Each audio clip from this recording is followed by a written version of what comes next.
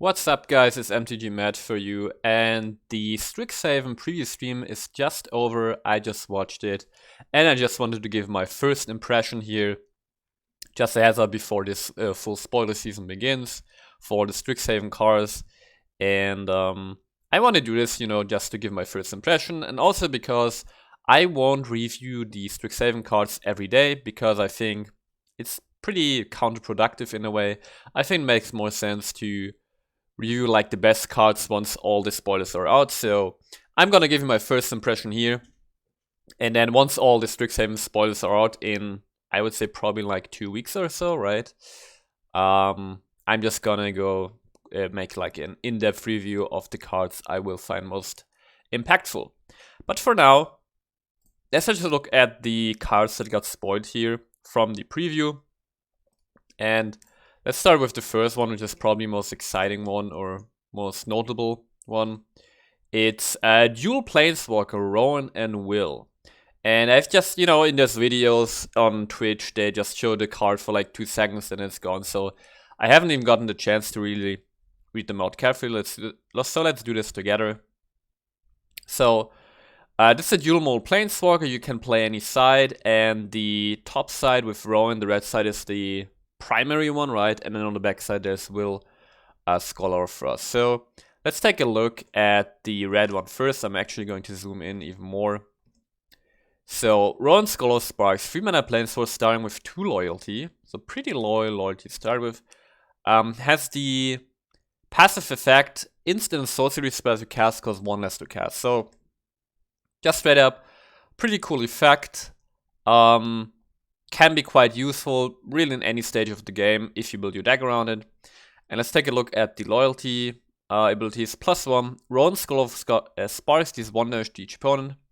If you've drawn 3 or more cards turn, she deals 3 damage to each opponent instead. So she rewards you for drawing more cards, and then she can deal 3 instead of 1 damage to your opponent. Okay, I don't know. Seems kind of weak, but let's take a look at the -4. -4, you get an emblem with whenever you cast an instant or sorcery spell, you may pay 2. If you do copy the spell, you may choose new targets for a copy. Now that emblem is actually pretty juicy because just in general, having such an effect is really nice because it's a May, you don't have to copy it, right?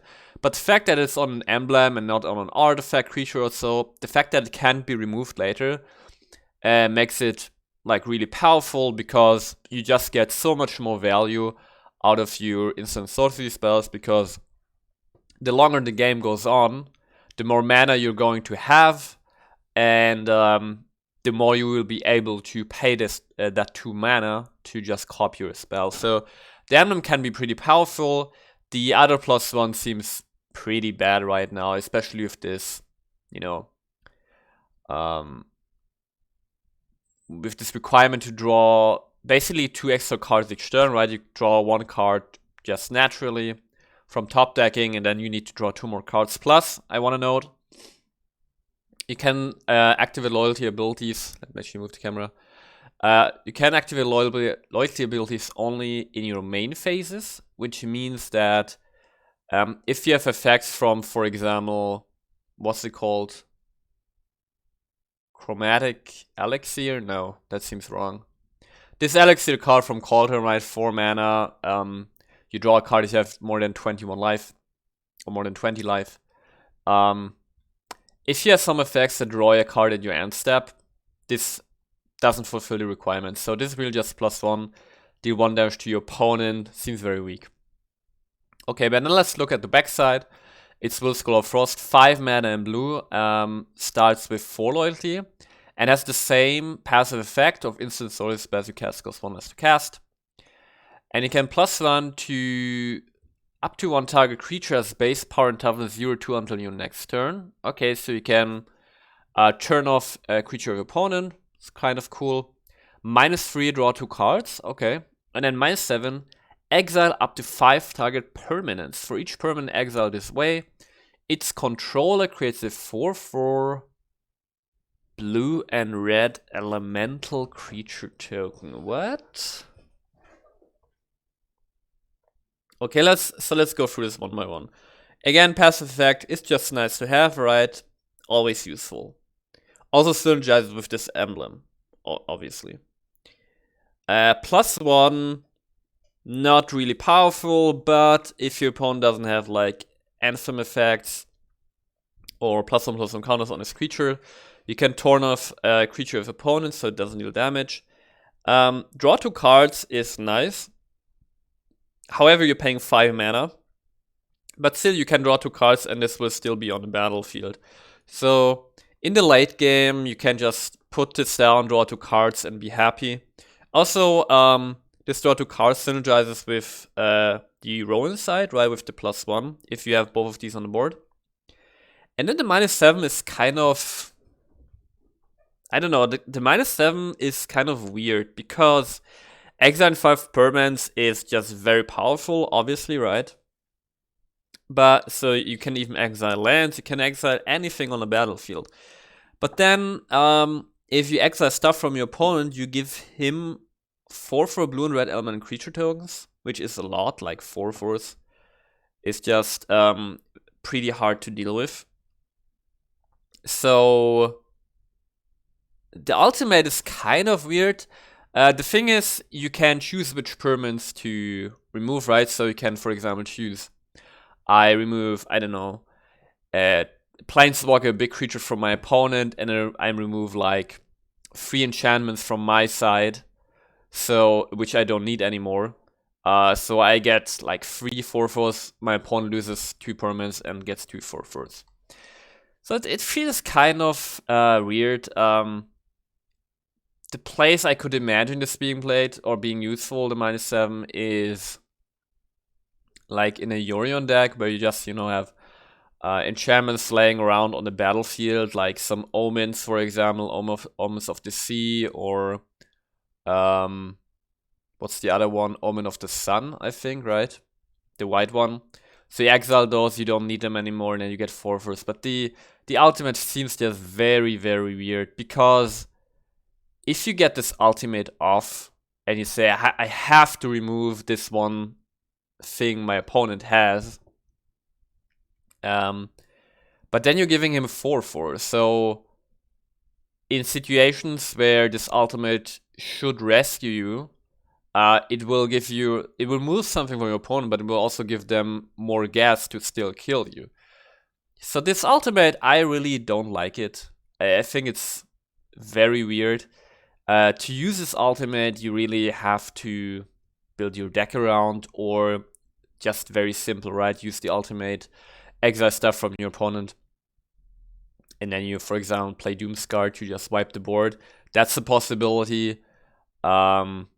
But yeah, seems rather weak. So what's my first impression of these? My first impression is that this Planeswalker pair is kind of weak. You have to keep in mind that dual model cards are intentionally, like usually intentionally, a bit have a low power level, just because of the fact that they're dual model. It's you're basically paying for this additional flexibility with a low power level on the cards to keep them balanced. And so my first impression is this is kind of weak, but as I said, we haven't seen anything really from the set yet. And the passive effect can be really nice and in any given situation. And I think the most use you will get out of these cards is the passive effect. In the late game, draw 2 cards with Will. And then if you somehow get Rowan to the emblem is also really useful. So that's pretty cool. So if you find a way to, I don't know, currently there is no way really to artificially, so to say, pump up Planeswalker's loyalties except for Vorinclex. But if there is some way to, for example, proliferate and get to this emblem pretty easily, then I think this emblem can be very useful, right? This emblem, you can just pay 2 and copy any instance or sorcery. That seems really nice. We have big spells in standard right now. Like Aaron's Epiphany is very obvious to me. But all in all, my first impression of these is that these are rather weak, and I think if they are playable, they're going to be playable because they will have special support in a certain type of deck. But just as a standalone card, they don't seem very exciting or very useful. But they're dual modal, so never write them off. And yeah, just my first impression here. Then next up, just go through this. Dragon Skull Elite. So there is this new mechanic they call Magecraft, which is whenever you cast or copy an instant sorcery spell, something happens. That's the mechanic here. And in this case, on Dragon's Guard Elite, it's put a 1/1 counter on Dragon's Guard Elite. And then you can pay 6 mana to double the number of 1/1 counters on Dragon's Guard Elite. This card is in green. And because it is in green, I'm not too excited about this card because, let's say, mono green decks usually try to be very stompy, very aggressive, right? And just on face though, this is actually a good 2-drop, but the thing is that in a mono green deck, you usually want to run a lot of creatures and not necessarily a lot of instant sorcery spells. So probably just putting in instant sorcery spells for this card is not worth it, I would think, from how little we know right now about the set. And then the thing about the activated ability, double the number of 1/1 counters on Dragon's Skull Elite. You know, whenever you read something like double or anything, I think there might be some kind of way to abuse this activated ability. I don't know how, but you know, we still got something like the what's it called? What's this called? The 1-mana artifact from Ikoria, right? That lets you keep counters and creatures die. That would be, this card would fit into like the +1/+1 counter Selesnya deck that sometimes pops up in standard. So my first impression is probably not too great of a card, and if it finds play, it's probably in very fringe decks. Next up, we got Archmage Emeritus. 4 mana 2/2 human wizard with Magecraft. Whenever you cast or copy an instant sorcery spell, draw a card. Now, this effect is very powerful, actually. Just running a spell-heavy deck, or an instant sorcery spell-heavy deck, and drawing card every time, very powerful. That being said, it costs 4 mana, and it's only got 2 toughness, so it, you know, it dies to those frostbites, it dies to those infamous storms, it dies to shocks, which you rarely see, but sometimes you still see shock. So the challenge for this card is that it dies very easily to a lot of stuff, but if you can make it stick on the board, this effect is super powerful. And I mean, maybe I could imagine running 2 of these in a deck that's very counter spell heavy, because you can have this on the board, and then if your opponent plays something to remove this, you counter it, and the counter replaces itself from the Archmage Emeritus trigger. So this is a card where the effect is so powerful that I can imagine a world where this card gets used in some way, or even abused in some way, right? I mean, if you can make your instant sorceries cast very little, you can just, you know, cantrip, and maybe produce some powerful effects this way. So this is a card I would look out for. It's probably too expensive and too easy to remove, but my first impression is keep this card in mind for the upcoming previous season and for the upcoming standard impact from Strixhaven. Okay, next up. These are just more examples of Magecraft, right? Just like a common, Eager Thirsty, 2 mana 2/2 in white, human wizard. And when you cast a common instant sorcery spell, Eager Thirsty gets +1/+1 at the end of turn. So this is just for the limited environment. For construct is obviously not useful. Then we got Professor Symbology, 2 mana 2/1 with the other new mechanic from Strixhaven, which is Learn. And what is Learn? Learn says you may reveal a lesson card you own from outside the game and put it into your hand, or discard a card to draw a card. And in this case, Professor of Symbology, 2 mana 2/1 core cleric when else the battlefield you learn, right? And what do I think about this mechanic? So we're gonna get to a lesson card, I think 2 lesson cards from the Triss stream in a moment here, so you can see what those lessons are. And my thoughts about this mechanics are is, if there are enough good, decent lesson cards around, then this mechanic can actually be kind of powerful, because if you have cards like this, Professor Symbology, it's a 2-mana 2/1, right? And it enables you to get a specific card out of your sideboard and put it into your hand, right? It's not like draw a card, because draw a card, while you know you have good cards in your deck, it's random. But learn is not random. You know exactly what you put into your sideboard, and you know exactly what you are looking for, and you can just get it.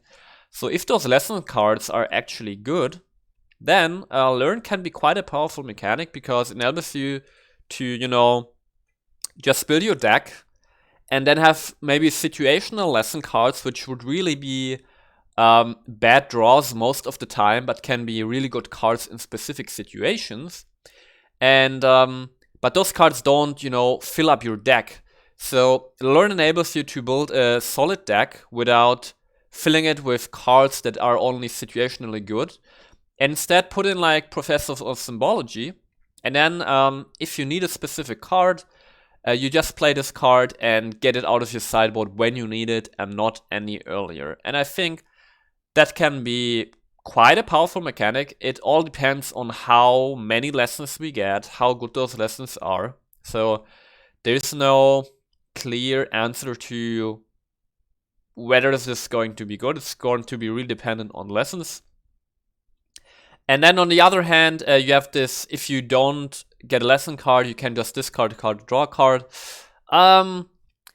You would not run this kind of effect just for the discard, draw a card, because an important difference here is you discard a card and then you draw a card. It's not like you draw a card and then you discard a card. So it's kind of worse in that regard, because if you draw a card first and you don't like the card you drew, you can just discard that and keep your other hand, which is better.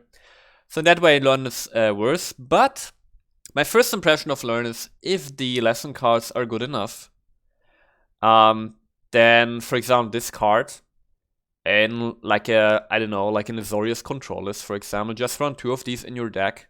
If you draw them early and don't need any lesson card, just put this down. You got a body to block, and you can discard some card from your hand you don't need and just cycle through your deck. And late game, you put this down for just 2 mana, which is like nothing, and get a specific card out of your sideboard. So that could be quite nice, actually. And the interesting part about this mechanic is actually that, in a way, the how would you say, the permanence carrying, or simply the spells carrying this keyword, are virtually irrelevant to evaluate how good this mechanic is, because the important part here are the lesson spells, right? It's not the creatures or permanent spells that carry this keyword.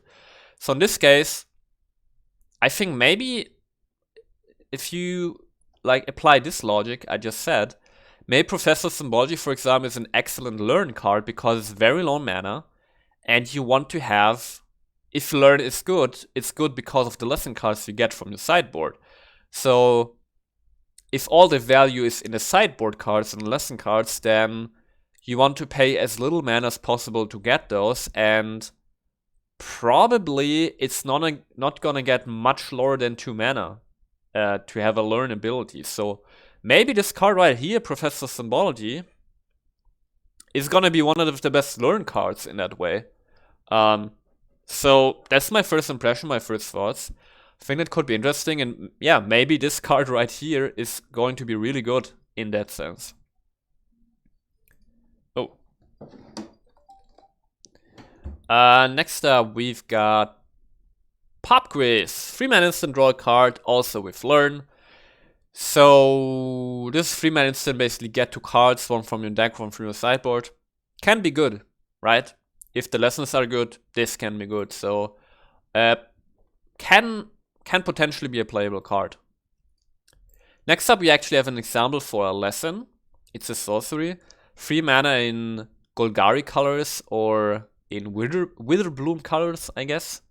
So let's create 2 1/1 black and green pest creature with when this creature dies, you gain 1 life. So yeah, this is an example of a card where this is probably not that great, obviously, right? So this is certainly not going to be playable. And now that I think about it, about what I just said about the other card, I think maybe it is actually relevant how good the cards with Learn are, because you could also think about Learn this way. If the lessons are just decent cards, right, they're just solid, they don't take up any space in your deck.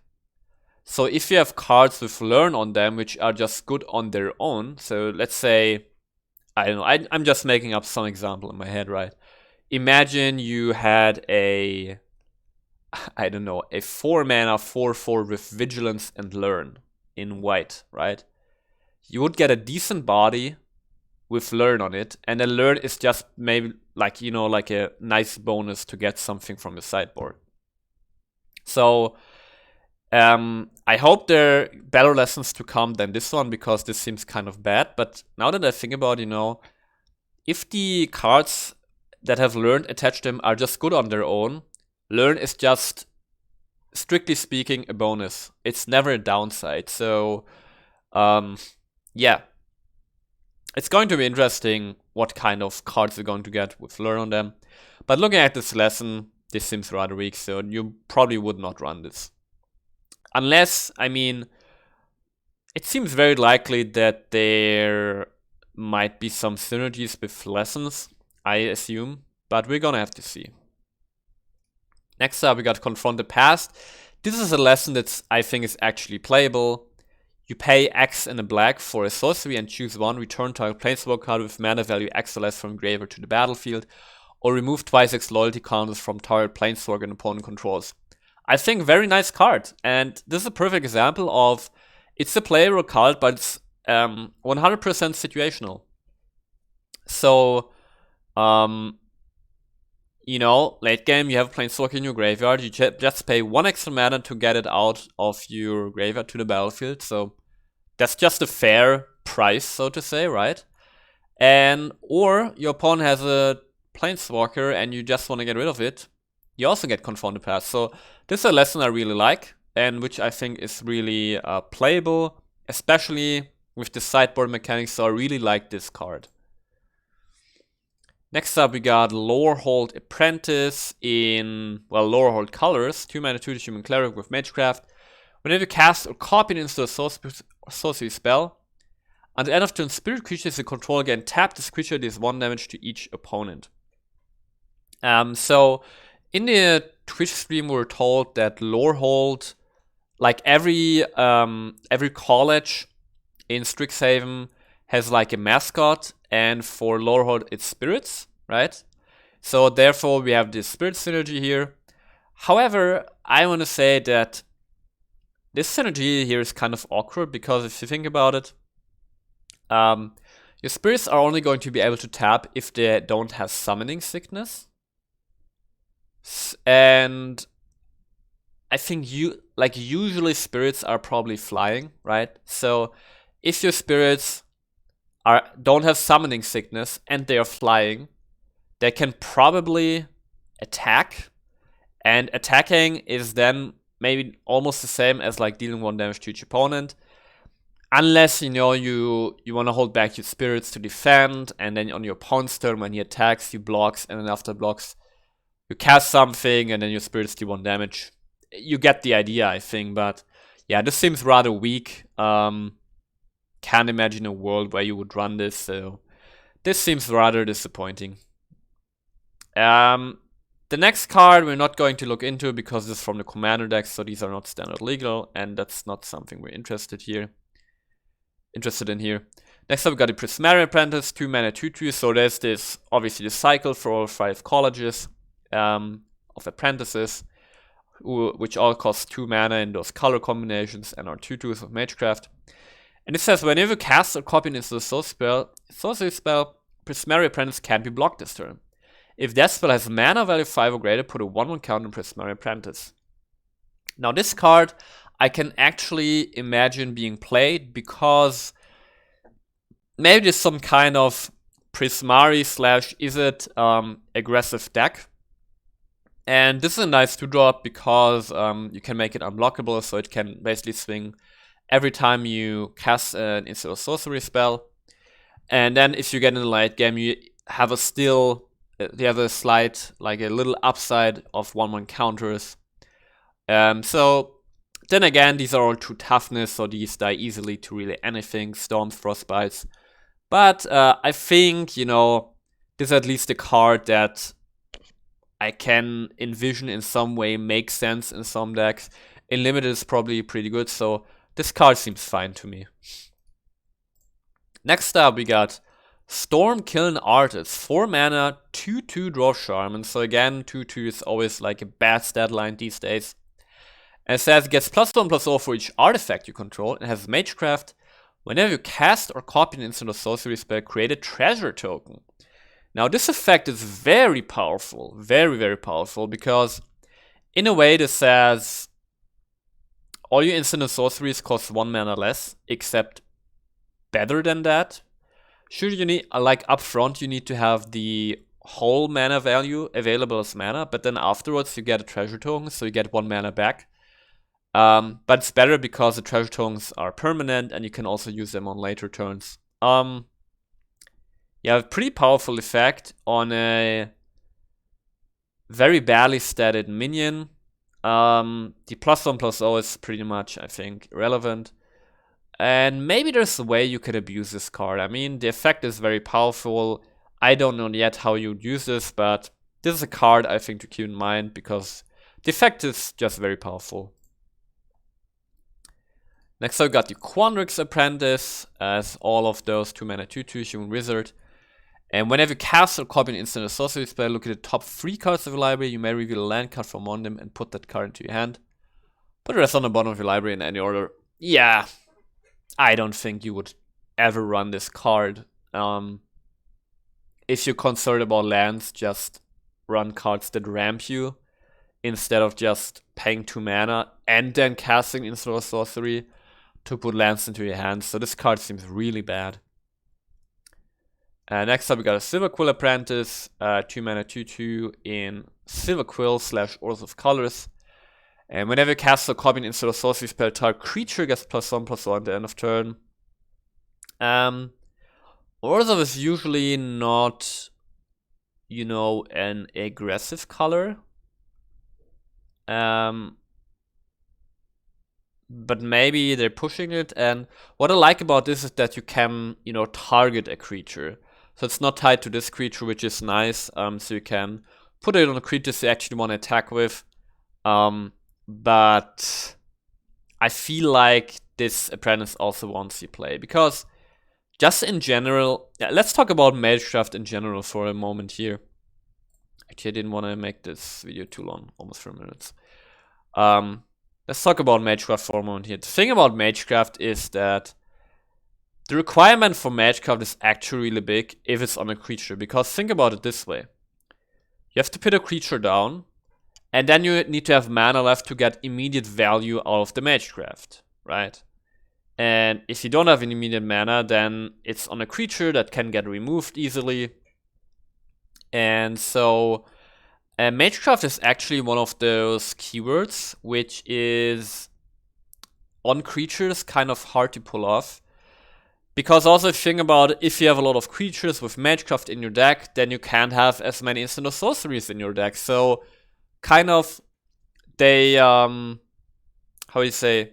they contradict themselves, right? If you want to use a lot of Magecraft synergies on creatures, you need to have a lot of creatures with Magecraft. But if you have a lot of creatures in Magecraft, you can't have as many instant sorcery spells to take a lot of advantage of them. So I find this keyword kind of awkward on creatures, unless those creatures, you know, are just very good. Or we've also been spoiled to Planeswalkers. One of them, a Liliana Planeswalker that has Magecraft, which makes more sense to me. But just a thing to keep in mind about Magecraft. Next up we got the Widowbloom Apprentice, 2 mana 2/2. Whenever you cast a copy into a soul spell, each opponent loses 1 life and you gain 1 life. Now this effect I think is actually good. I think it's actually good because, as I said, if you want to get use of Magecraft, then you need mana left over, and this just costs 2 mana. So, and this is an effect that's always useful. So imagine if you have multiple of these on the board, then it gets really scary. And this effect I can actually see being abused in a way and being played, right? Because this effect is just nice in general and real in any deck, in either an aggressive deck, but it's also nice in a control deck. And in a control deck, you could just run these as a 4-off with a lot of instant sorceries. And then even in the late game, just put them down, and every time you cast into a sorcery, you drain your opponent, you gain life. So I actually like the Widowbloom Apprentice. Probably just the best of all the apprentices, if I think about it. Let's look at the others. Yeah, I think the Prismaria Apprentice and the Widowbloom Apprentice are the best examples of those apprentices. And then we got a dual land cycle, a new one, in the college colors, which are called, I think they're all called snarls, right? And they say, as this land enters the battlefield, you may reveal an island or mountain card from your hand. If you don't, Frostbolt Snarl enters the battlefield tapped. So it's just another dual land that has the option of coming into play tapped. And it's an actual dual land because with the dual modal cards, you have to choose a color, right? But then it's only then one color. This gives you both colors. And yeah, what can I say? It's just a good land cycle. That being said, these are only good if you actually have a lot of islands or mountains in your deck. So these are probably best in 2-color combinations, 2-color decks. But then again, if you think about it, you have 4 of these in the deck. You can have, for example, in a Jeskai deck, have the 4 Triumphs in there, which are also islands and mountains and plains. So just a nice dual land cycle, certainly going to be playable. And let's refresh one more time to see if there is some more. And there is more. Oh my god. Oh god. Oh god. Oh god. Oh god. And actually, before we go to newest cards, let's check out these two, because I haven't talked about them yet. So it's probably a long video, but it's fine. So we got these 2 Planeswalkers also with Kasmina Enigma Sage. 3 mana, 2 loyalty Planeswalker in Simic colors, right? And it has the static effect. Each other Planeswalker you control has the loyalty abilities of Kasmina Enigma Sage. So every other Planeswalker has the same loyalty abilities as Kasmina, in addition to the other loyalty abilities, right? So, +2 scry 1, -X, create a 0/0 green and blue fractal creature token, put X1 on counters on it, and -8. Search your library for an instant or sorcery card that shares a color with this Planeswalker, exile that card and shuffle. You may cast that card without paying its mana cost. Okay, so I thought about this card quite a bit because it has already been out for quite a few days. And I think in Standard, the best Planeswalker combination you can have with Kasmina is the Teferi Planeswalker, because you can plus the Teferi Planeswalker on each turn, right? Also on your opponent's turn. And you, with Kasmina on the board, you give your Teferi Planeswalker the ability to +2 scry 1 every turn, which makes it so that he gets to his ultimate of -10, take 2 extra turns a lot faster. And actually, Teferi starts at 3 loyalty, which means if you +2 him every time, he ends up at 11 loyalty. So you can then -10 him, and he's still on the board while you take your 2 extra turns. So that's really cool. Also, with the same logic, if you have Teferi, Teferi also gets really fast to the -8. So you can, for example, search up a Aaron's Epiphany, take an extra turn this way. So I think Kasmina in a standalone is obviously not very great. You need to have other Planeswalkers to make her make sense, because the passive ability of her is the thing that makes the most sense about her. And yeah, scrying is just nice.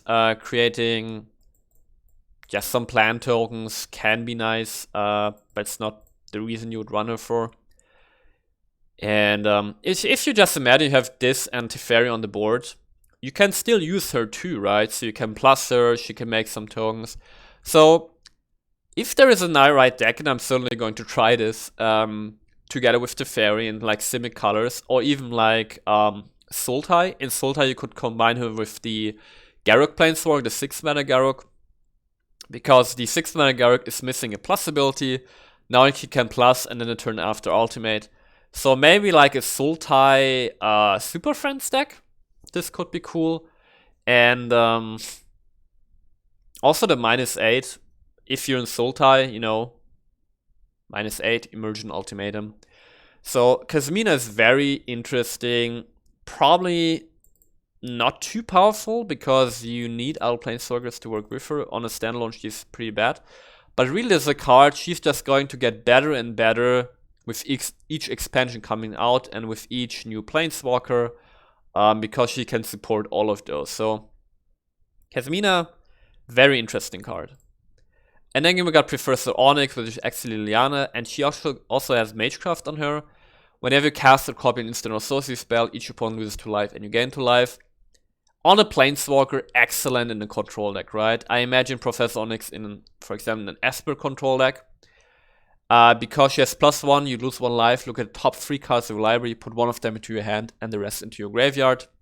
So +1, get a specific card out of the top 3 cards of your deck, and then maybe you run her in a Dimir control deck with Narfi. You can have a way to put Narfi in your graveyard. Seems really good. -3, each opponent sacks a creature with the greatest power among creatures that play controls. Yeah, it's not too great actually because it's just 1 creature, but it gets rid of the one with the biggest power, which is nice. And you know, if your opponent has just 1 creature and you put her down, she can get rid of that creature, which is always very useful, right? These abilities are always nice. And then she's still on the board with 2 loyalty. And then -8, each opponent may discard a card. If they don't, they lose 3 life. Repeat this process 6 more times. The ultimate is just a good ultimate and just good game ender. So I think Professor Onyx is actually, she's not broken or anything, but I find her most interesting because she can remove a creature that's on the board, right? And so she kind of can have an immediate impact on the board. If you're good to go by herself, she can just +1 draw your card every turn, which is really nice. And then, especially for a control deck, I love the Magecraft ability because, you know, you counter something your opponent plays.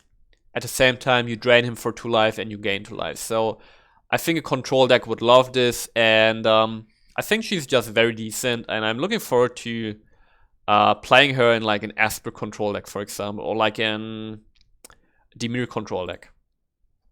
Alright, and now let's look at the new edition of the cards. Oh god, so much new stuff. And as that first impression, I don't know if this. Okay, 2 mana, first day of class. Instant in red. Whenever a creature enters the battlefield under your control this turn, put a 1/1 counter on it and it gets haste until what? Until end of turn? And it has learn? Oh. Wow! This card is absolutely bonkers. This card? Okay, first off, it says whenever a creature. It doesn't say non-token creatures, so all creatures. So if you have tokens, they all get a +1/+1 counter and haste, and then on top of that, it replaces itself with the learn ability. So, you know, you can cycle through your deck or get something specific from the sideboard. And it's an instant. I mean, instant, I don't know if that's too relevant because I think you know, you're giving haste. You wanna cast this on your turn, but oh my god, this card, it's a common with an amazing effect. Whenever a creature enters the battlefield under your controller's turn, put a 1/1 counter on it and it gains haste. This is so much value at 2 mana and you get the learn on top. Wow, I'm super impressed by this card. This card is so good actually. Like, I don't know, imagine like a Golgari deck where you run this. Right? Golgari has some ways to also ramp. You know, so in the mid to late game, just paying 2 mana, it's like whatever. And then maybe you have like a token strategy and they all get 1/1 counters. It's not like they get +1/+1 and then until end of turn. They get 1/1 counters and haste, so you can attack immediately. Well, I'm super impressed by this card. I think this card is really good. And the fact that it even replaces itself. So even in like situations where, I don't know, you have like 2 cards in hand and you know, I have no way of using this. Just at instant speed, pay 2 mana, whatever, cycle or get something from the sideboard. I mean, this is so good. Like, you know, haste is one of those keywords which is so powerful. And whenever you can have a cheap effect that can give creatures haste that don't have haste, and which is not tied to like a creature permanent, for example. Because right now in standard we have Tuk Rebelford, which is a 3 mana, right, with 3 mana creature with defender that gives all your creatures haste, or there's like Crashing Drawbridge from Throne of Eldraine at 2 mana also as defender. You can tap it to give all creatures haste. Those effects are powerful, but they are all on the creature and they can just be removed. This is on an instant with so much upside at just 2 mana. You get 1/1 counter, so you learn. I am super impressed by this card, and it's a common. This card is so good, real. This card is amazing. Mark my words, I'm gonna use this card. This card is excellent. Just amazing. And it synergizes with Magecraft, like, if that's something you need. Amazing card. What's that? Expanded Anatomy. Another lesson for 3 mana. It's a sorcery in... It's a colorless sorcery. Well, put 2 1/1 counters on our creature and gains vigilance on the end of turn. Okay. Yeah, seems kind of unexciting. Maybe those lessons are intentionally not that great, but we're gonna see. But this seems not that exciting. 2 1/1 counters, vigilance, whatever, right? I mean, lessons, if the number of lessons is going to be very limited, you have 15 slots in your sideboard, maybe you just run lessons in your sideboard because there are no better lessons, so I don't know, but it seems pretty bad. Man, that last card, oh my god. Okay, what we got here? Waterfall Aerialist, 4 mana 3/1 with flying and ward 2. So ward seems to be this, it's not a new keyword. I think ward is the thing they announced where they said they're going to create a new evergreen keyword for an effect that has been seen many times. And I think ward is this evergreen keyword. It says, whenever this creature becomes target of a spell or ability and opponent controls, counter it unless a player pays 2. So it's just, you know, nice additional protection. And I think it's actually a relevant keyword. I mean, it's like good on creatures. It just makes so that removing a creature requires more mana, which is always nice because it restricts the options your opponent have. That being said, this card is pretty bad. You know, it's just for limited or anything. 4 mana 3/1 flyer once you play in Constructed. Oh, we've got a dual model card here. In Lorehold cards, it's Plarg, Dean of Chaos, and Augusta, Dean of Order. So red on the front side, white on the back side. Let's see the red one first. Legendary creature Orc Shaman, it's a 2/2, and you can tap it to discard a card and draw a card. So in a way, you can tap to learn, right? And then you can pay 5 mana, tap it, reveal cards from top of your library until you reveal a non-legendary, non-land card with mana value 3 or less. Non-legendary, non-land card with mana value 3 or less. You may cast a card without paying its mana cost, put all revealed cards not cast in the bottom of the library in a random order. Okay, now let's do the other one first, because before evaluating. It's Augusta, Dean of Order, 3 mana, 1/3 human cleric. Other tapped creatures you control get +1/+0. Okay, other untapped creatures you control get +1, +0/+1. Whenever you attack,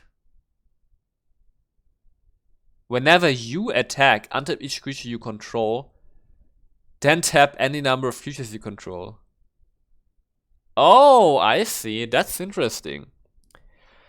Let's talk about Augusta first, because I have more thoughts about her. So first off, other tapped creatures you control get +1/+0. So usually creatures that are attacking are tapped, right? And other untapped creatures you control get +1/+0. And it says whenever you attack, untap each creature you control and tap any number of creatures you control. So there's some stuff to think about here. It says whenever you attack, it refers to you as a player, which means this effect triggers if you attack with, for example, only one creature or with 10 creatures, but it also triggers if you attack only with one creature, which means if you have creatures that have like activated abilities, where you tap creatures like, for example, Lark, Dean of Chaos, right? You can attack with one other creature, like you can tap those creatures to activate their abilities, and then you attack with another creature. This effect triggers, and then you can untap the creatures you didn't attack with, but which have activated abilities, and which you can tap, right? So, and now for example, this, I think Lorehold Apprentice makes more sense, which gives your spirits tap, do 1 damage to each opponent. Because now you can untap them with Augusta and deal more damage.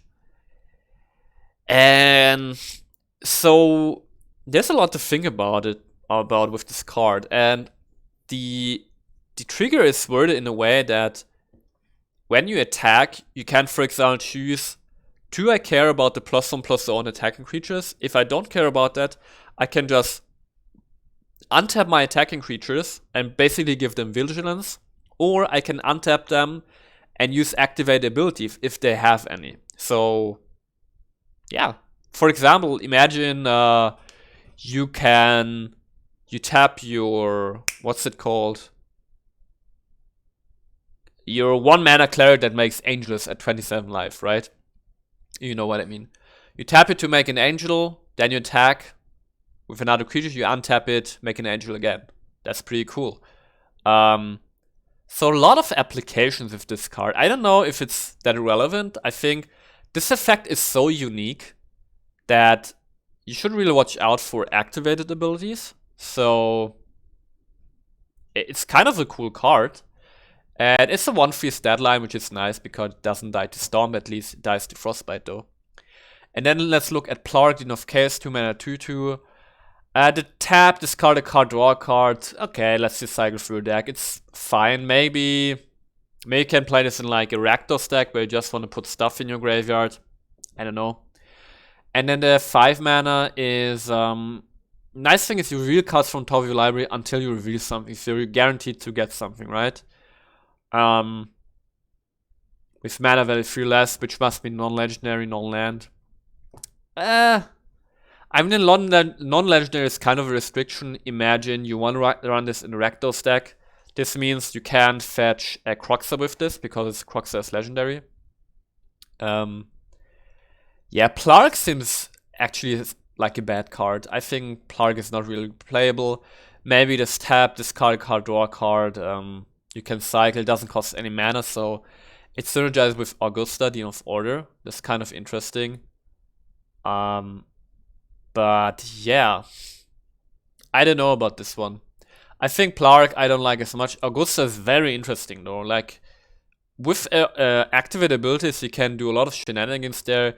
Just imagine like in a Selesnya deck, where you have mana dorks. You can tap your mana dorks for mana, use them, untap them again with Augusta by attacking with a token or something. So Augusta has a lot of interesting application. Plark, not so sure about it. Maybe like in Rakdos list, where late game you have enough mana to just use this and you can fetch something. Seems nice, but that's my first impression. Next up, I think we got more Dual cards. Oh yes, please. I love those. Okay, front side Torrent Scalper, backside Flamethrower Sonata. Oh, on the front side is creature, on backside is a sorcerer. That's interesting. So Front side, Torn Skull, 4 mana, 2/2 Merfolk Wizard with Ward 2. So that's pretty good. So you have pay 2 mana, extra mana to remove this with a spell or ability. And when it enters the battlefield, exile an instant associate card from your graveyard, put a number of 1/1 counters on Torn Skull equal to half that card's mana value, round it up. So this can occasionally get quite big, like if you exile something at 6 CMC, this gets 3 1/1 counters. But let's be more realistic, you probably, if you play this on 4, you exile something with 2 CMC, then this gets the 1/1 counter. And then it's pretty bad, because then it just has, it's a 4 mana 3/3 with ward. But let's look at backside, Flamethrower Sonata, sorcery. Discard a card and draw a card, so learn. When you discard an instant associate card this way, Flamethrower Sonata deals damage equal to the card's mana value to target creature or planeswalker you don't control. So the backside synergizes with Torn Sculpt, right? Flamethrower Sonata is, I think, is kind of a playable card. Because it costs only 2 mana. It's kind of like the Jeskai Narset minus ability, right? You discard something, and then you deal damage equal to the CMC to a creature or planeswalker. Although here it must be an instant sorcery, it can't just be a non-creature spell. So there's a restriction there. And I can imagine a world where Flamethrower Sonata is playable, because it is a cheap removal spell, it cycles you through your deck, and it synergizes well with the other side. Also, I can imagine that there are going to be more synergies with instant or sorceries in your graveyard. So Flamethrower Sonata helps you there. It's quite restrictive, but it's a dual model card, so yeah, I don't know. I think this can be a playable card, especially because it's a dual model card, right? If you can use this, just play a creature, get probably a big creature with ward. Yeah, seems like an okay card. And here, oh, what's that? Got another dual model card with, oh, these arts are just crazy. Man, this video is getting so long. So we got UVilda, Dean of Perfection, 3 mana 2/2. On the front side is a Djinn Wizard. Tap, you may exile an instant associate card from your hand and put 3 hone counters on it. Against the beginning of your upkeep, if this card is exiled, remove a hone counter from it, and when the last hone counter is removed from this card, if it's exiled, you may cast it. It costs 4 less to cast this way. Okay, so you get a discount, and it's not for free, but you get a discount. And on the other side, it's Nesari, Dean of Expression, 5 mana 4/4. At the beginning of your upkeep, exile the top card of each opponent's library. Top card of each. Until end of turn, you may cast spells from among those exiled cards, and you spend manas though. And okay. Whenever you cast a spell from exile, put a 1 counter on Dean of Expression. Okay. Wow, this is interesting. So let's talk about the front side. First off, it's a 2/2, super bad, right? Very, very bad. But the activate ability is for free, so that's something. That's really cool. And now we see how this comes into play with this untapping Dean, right? In white, you can, with this, you can untap UVilda and use this several times a turn. What do you think about this hone counter thing? Well, first off, you need to play an instant sorcery heavy deck, and in order for this to make sense, you pay 4 less. So you ideally wanna exile an instant sorcery that costs at least like 3 neutral mana. Otherwise, this not really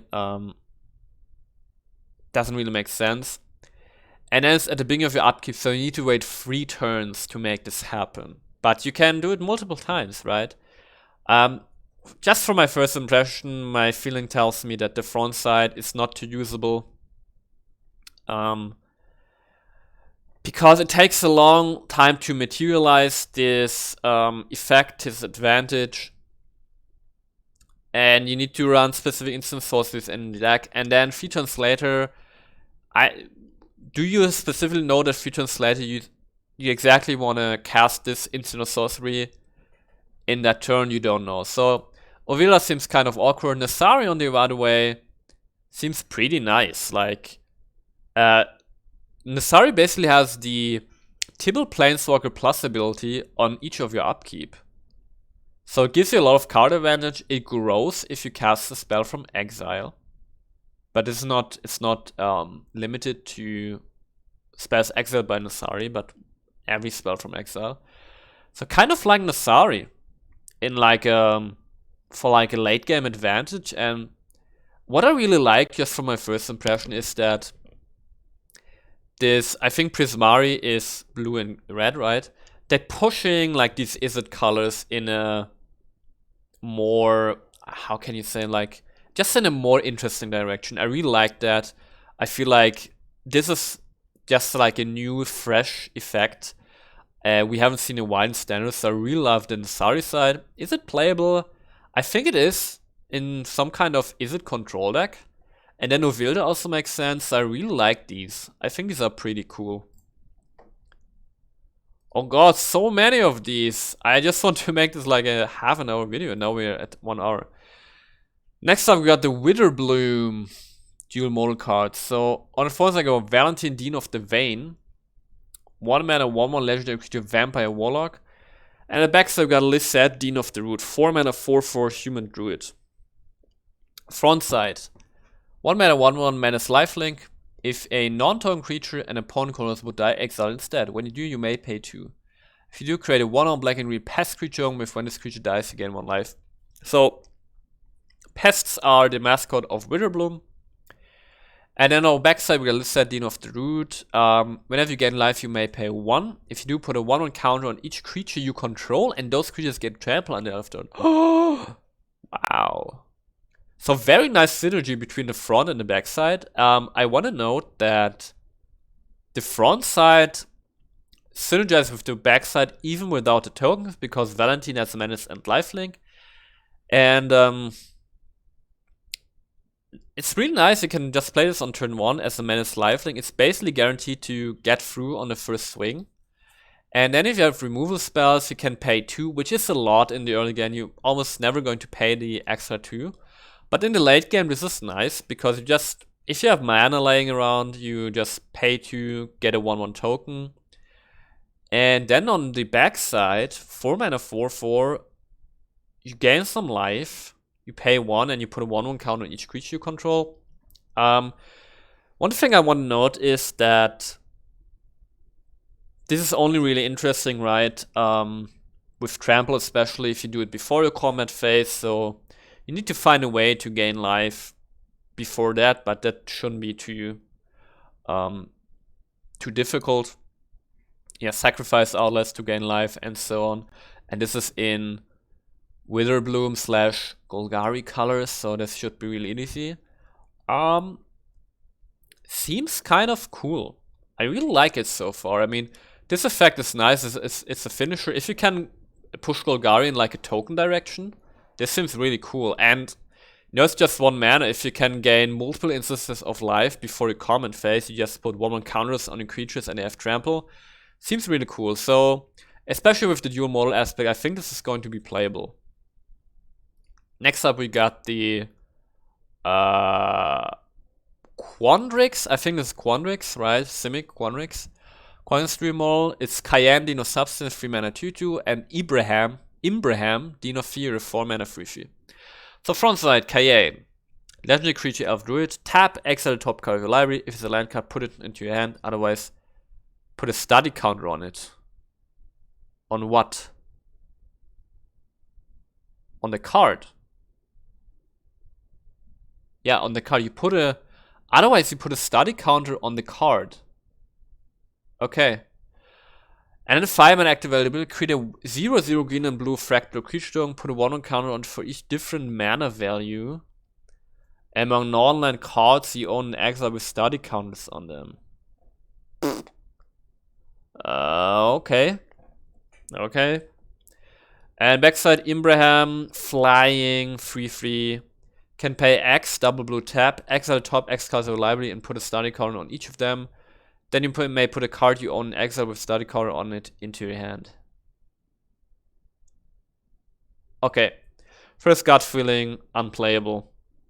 Super slow, super situation, especially like the 5 mana, like the cards need to have different mana values in order to get even the value. Like if it said equal to the number of cards in exile with study counters on them, period, without this restriction with mana value, then it would be fine. But this way, I think it's completely unplayable. I don't like it. I think this is in standard, this is garbage. Never going to see play. Next up, we got the, what's it called? Silver Quill, dual model. Front half, we got Shale, Dean of Radiance, 2 mana 1/1, and back half, we got Ambrose, Dean of Shadow, 4 mana 4/4.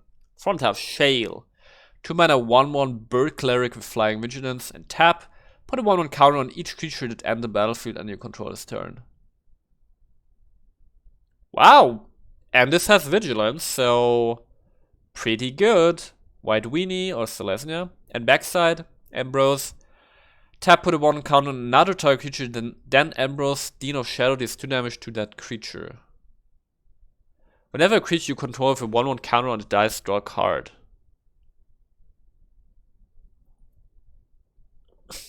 Okay, so with Ambrose, you basically need to target a creature that has 1 toughness, because then you put a 1 counter on it, it has 2 toughness, and then you deal 2 damage to it, and then you get to draw a card. But you can also remove 1/1s from your opponent this way. Okay, so I think the front half is pretty cool. The Shale, because maybe like a Selesnya token deck. Can attack with this, it's flying, right? It's got Vigilance. And then you get a bunch of creatures and you tap it. Put a 1/1 counter on each of those for 0 mana, which is really nice. And I think what I really like about it is that we're going to have a lot of creatures with activated abilities. And this is where like this untapping synergy from the other Dean, from the Lorehold Dean, comes into play from the white one. So I think Shale can be playable, and then Ambrose, Dean of Shadow. I don't know about this one. I think most of the time it's just going to be a 4 mana 4/4. The backside seems weird, so here I think just Shale is going to be playable. And I think we're getting to the last cards, including a Mythic! Oh my god!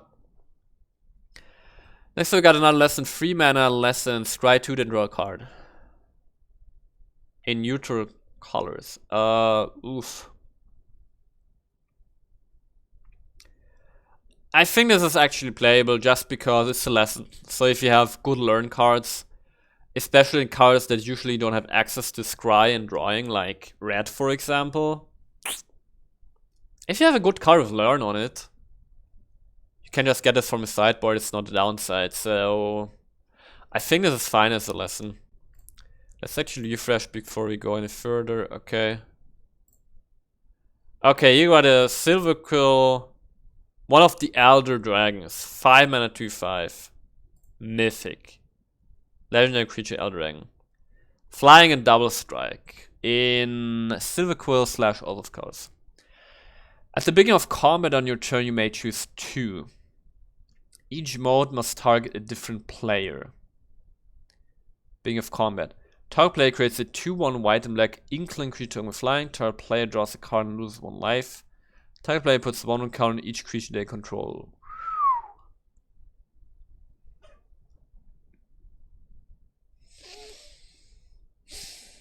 Okay.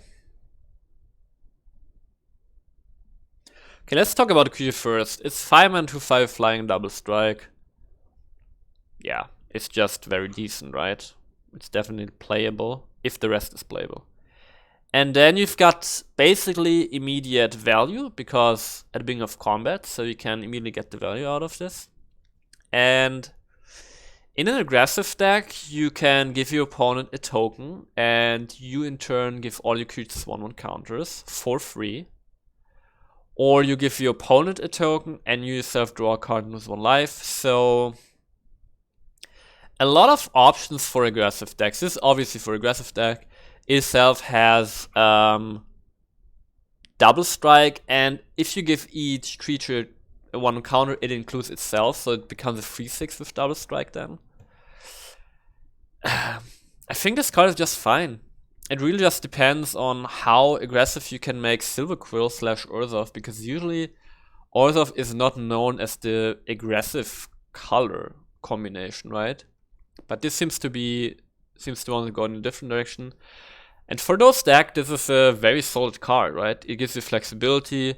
For card draw, for aggressive deck, can give you card draw, can pump up your board, and in turn your opponent gets the token, but this shouldn't be a problem if you're in an aggressive deck. So, just seems like a good card, right? Just good. And then we got another lesson. 5 mana. Exile target non-permanent is controlled as a card. Excellent. Very good. Really good. This comes into your sideboard whenever you need it.